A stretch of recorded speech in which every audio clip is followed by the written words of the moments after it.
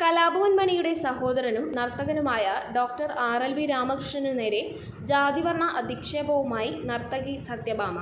രാമകൃഷ്ണന് കാക്കയുടെ നിറമാണെന്നും മോഹിനിയാട്ടത്തിന് കൊള്ളില്ലെന്നും രാമകൃഷ്ണന്റെ നൃത്തം പെറ്റ തള്ള സഹിക്കൂല എന്നുമായിരുന്നു സത്യഭാമയുടെ പരാമർശം. ഒരു യൂട്യൂബ് ചാനൽ അഭിമുഖത്തിലായിരുന്നു സത്യഭാമ വിവാദ പരാമർശം നടത്തിയത്. സംഭവത്തിൽ നിയമ നടപടി സ്വീകരിക്കുമെന്ന് RLV രാമകൃഷ്ണൻ വ്യക്തമാക്കി. മോഹിനി ആയിരിക്കണം എപ്പോഴും മോഹിനിയാട്ടം കളിക്കുന്ന ആൾക്കാർ.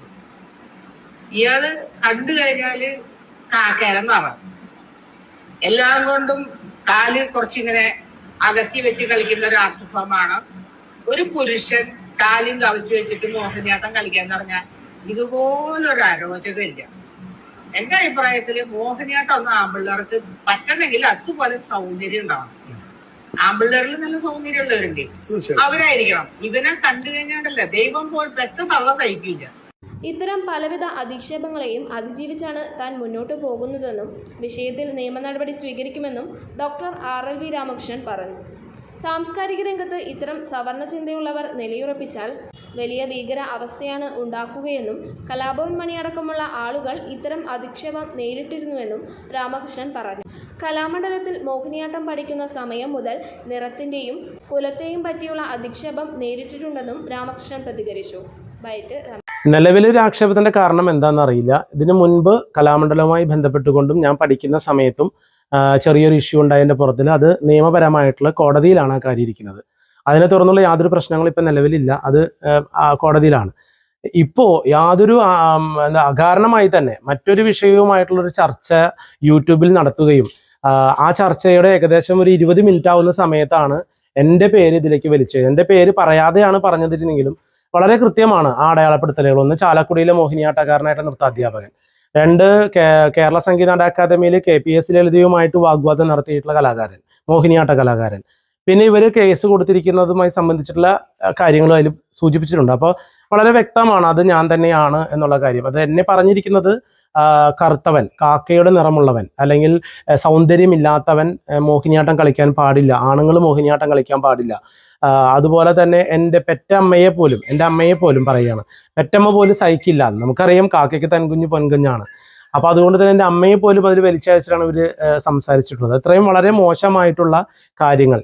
ഇവിടെ ഞാനെന്ന വ്യക്തിയെ മാറ്റി നിർത്തി ഞാൻ സംസാരിക്കുമ്പോൾ നമുക്കറിയാം കേരളത്തിലെ തന്നെ കറുത്ത വർഗ്ഗക്കാരായിട്ടുള്ള കലാകാരന്മാരുള്ള ഇവരുടെ ഒരു എന്താ പറയുക, മ്ലേച്ഛമായ ഒരു പ്രയോഗമാണ് ഇതിൽ പറഞ്ഞത്.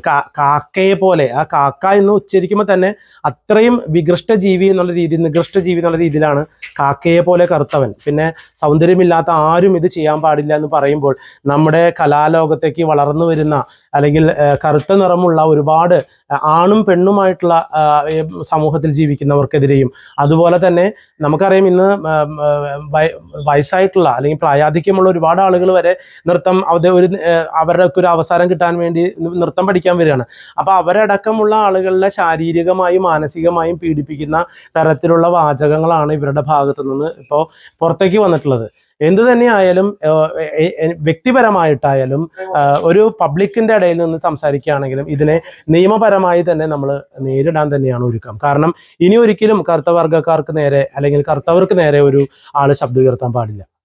അതേസമയം താൻ ആരുടെയും പേരെടുത്ത് പരാമർശിച്ചിട്ടില്ലെന്നും ആരോപണം മാധ്യമങ്ങൾ വളച്ചൊടിച്ചതാണെന്നും വസ്തുതയില്ലെന്നുമായിരുന്നു സത്യഭാമയുടെ വിശദീകരണം. സത്യഭാമയ്ക്കെതിരെ സമൂഹ മാധ്യമങ്ങളിൽ പ്രതിഷേധം ശക്തമാണ്.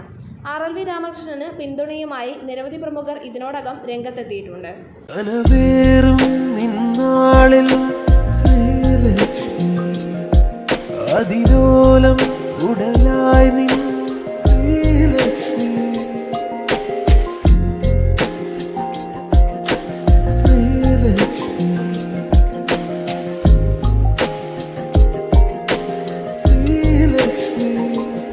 ശ്രീലക്ഷ്മി സിൽക്സ്, ചാലക്കുടി. മറ്റാരും നൽകാത്ത മൂല്യം.